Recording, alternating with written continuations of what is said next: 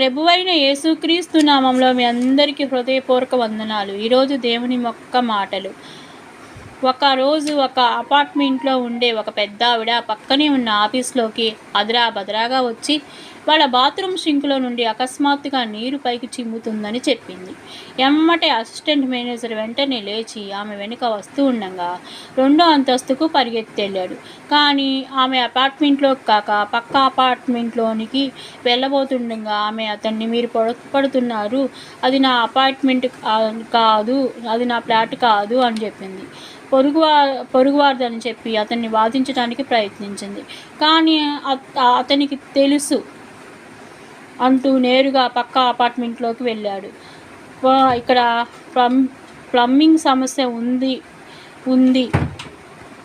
అతనికి ప్లంబింగ్ సమస్య గురించి ఏమీ తెలియదు, కానీ అతను చేస్తున్న పని వల్ల ఆమె సమస్య తీర్చగలదని తెలుసు. వారి పక్కనున్న అపార్ట్మెంట్లోకి ప్లంబింగ్ సమస్య ఉందని, దాన్ని బాగు చేయడానికి రమ్మని ఆ ఉదయం అతను ఒక ప్లంబర్కు ఫోన్ చేశాడు. కాబట్టి ఈమె సమస్యకు పక్కవారి సమస్యకు సంబంధం ఉంటుందని అతను భావించాడు. ముఖ్యంగా అతను పక్క అపార్ట్మెంట్లోనికి వెళ్ళటం ద్వారా వెంటనే ప్లంబరు సహాయాన్ని తీసుకొని ఆమె సమస్యను పరిష్కరించగలిగాడు.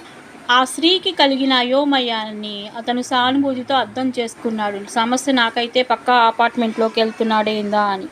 మనం కూడా చాలాసార్లు సమస్యలను మనం పూర్తిగా అర్థం చేసుకోలేం.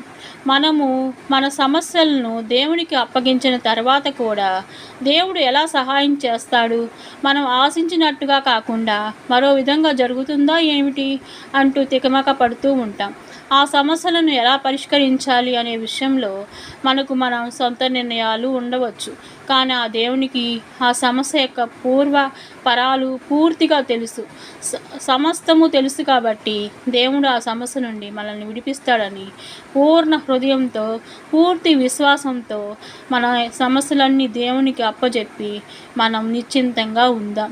ఆమేన్. హల్లెలూయా. తండ్రి దేవా, మాకు సహాయం చేస్తున్న విధానాన్ని బట్టి నీకు వందనాలయ్యా. మీ విధానాలు మా విధానాల కంటే ఎంతో శ్రేష్టమైనవి. మీ యందు పూర్ణమైన విశ్వాసం ఉంచడానికి రోజు మాకు సహాయం చేయుము తండ్రి. ఆమేన్. హల్లెలూయా.